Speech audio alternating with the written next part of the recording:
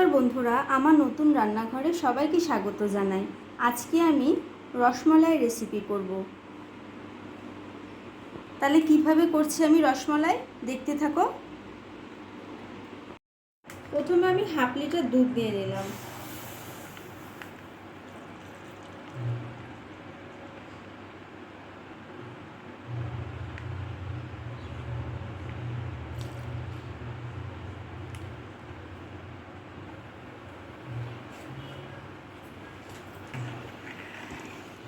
দুধটাকে ভালো করে গরম করে নেব। এটাকে আমি ছানা বানিয়ে নেব।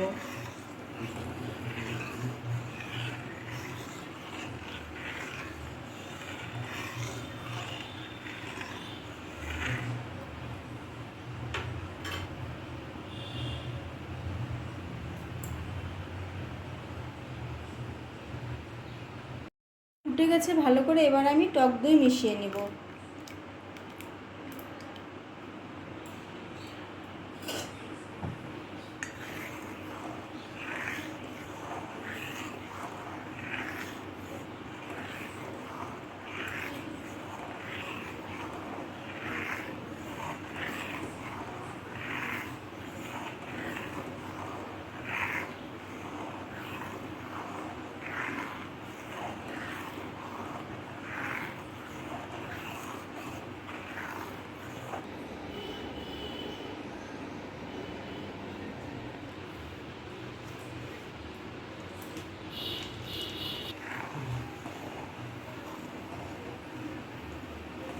ছানাটা আমার হয়ে গেছে, এবার আমি নামিয়ে নেব।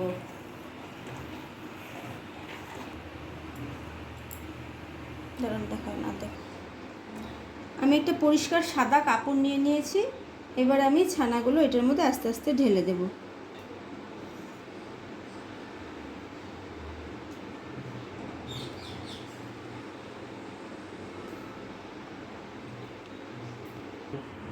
এবার আমি অল্প অল্প জল দিয়ে ছানাটাকে ভালো করে ধুয়ে নেব।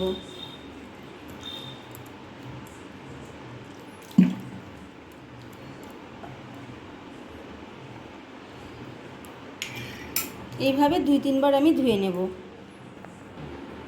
আমার পরিষ্কার করে ধোয়া হয়ে গেছে। এবার আমি এটাকে ভালো করে একটু বেঁধে রাখব। এইভাবে আমি আধ ঘন্টা বেঁধে রাখবো, তাতে করে জলটা আমার পড়ে যাবে।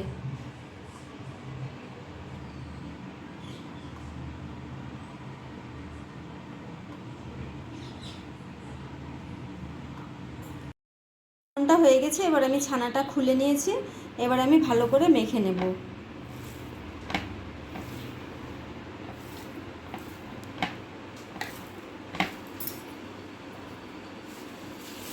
এই ছানার মধ্যে আমি 1 চামচ ময়দা দিয়ে দেব আর 1 চামচ চিনি দিয়ে দেব। এবার ভালো করে একটু মেখে নেব।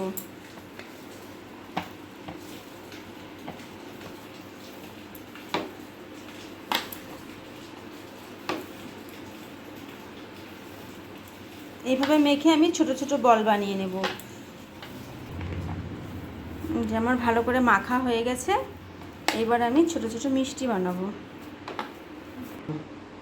আমার মিষ্টিগুলো রেডি হয়ে গেছে। এবার আমি শিরা বানাবো। শিরা বানানোর জন্য আমি 1 বাটি চিনি দিয়ে দিচ্ছি।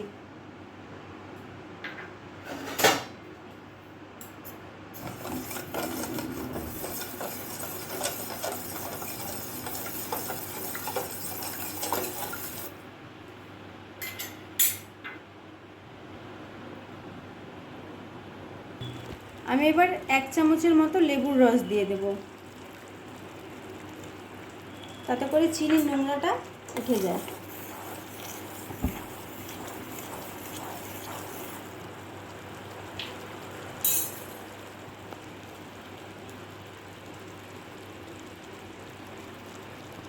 শিরাটা আমার রেডি হয়ে গেছে। এবার আমি এক এক করে মিষ্টিগুলো দিয়ে দেব।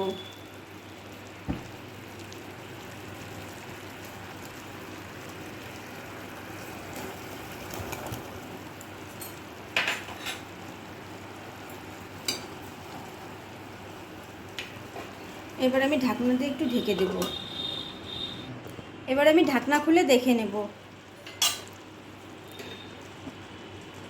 মিষ্টিগুলো আমার খুব সুন্দর ফুলেছে বন্ধুরা, দেখো।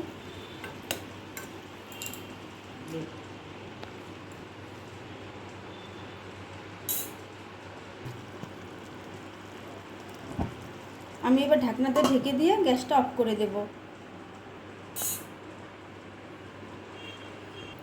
এবার আমি ক্ষীর বানিয়ে নেব। তার জন্য এখানে আমি 1/2 লিটার দুধ নিয়েছি। দুধটা আমি গরম করে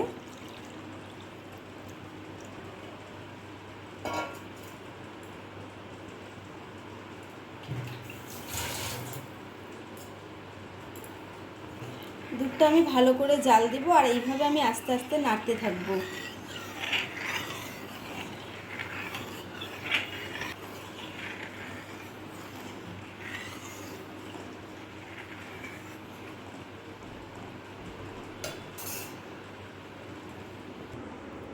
এবার রসের থেকে আমি মিষ্টিগুলো আস্তে আস্তে তুলে একটা বাটিতে রাখবো।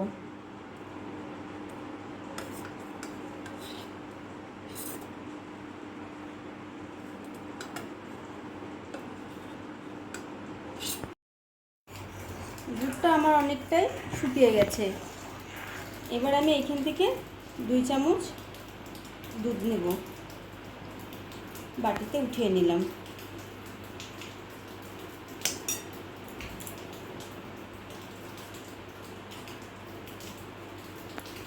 এবার আমি অল্প কটা কেশর দিয়ে দিলাম।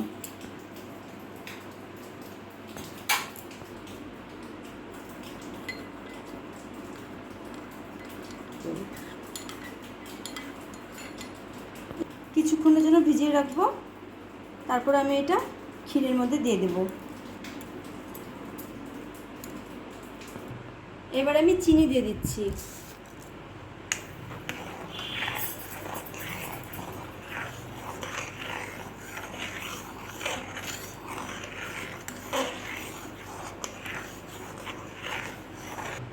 এবার 2 থেকে 3টে আমি এলাচ দানা দিয়ে দেব, গুঁড়ো করে রেখেছিলাম, ওটা দিয়ে দিলাম। এবার আমি মিষ্টিগুলো দিয়ে দেব।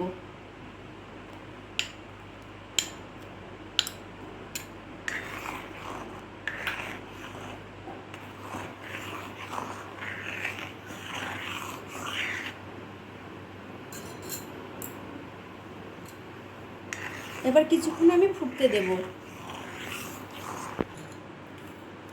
এবার আমি কেশর ভিজানো দুধটা দিয়ে দেব।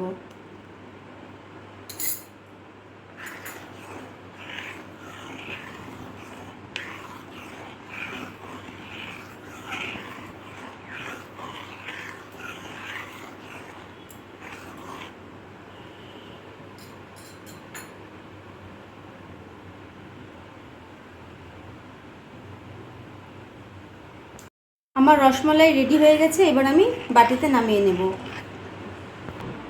আমার আজকের এই রসমালাই রেসিপি যদি ভালো লেগে থাকে তাহলে অবশ্যই লাইক, কমেন্ট এবং শেয়ার করবেন, আর সাবস্ক্রাইব করে দেবেন। ধন্যবাদ বন্ধুরা।